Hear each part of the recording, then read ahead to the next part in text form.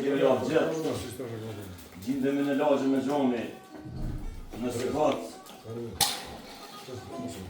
ku shumë kanë vonë për këtë Kosovë që sot na e këtojnë në lirin. Ka dëshmor, ka martir, ka veteran, ka invalid, ka gjithë. Po I falenderojmë për zemërsisht pra që na së betejnë këtë liri për I tyne. Edhe ju që jeni pjesë marrës të sonte, falenderi shumë dhe të mirë se keni ardhur. Kështu që po vazhdojmë me disa kohë, besoj që mjekën me kaluar.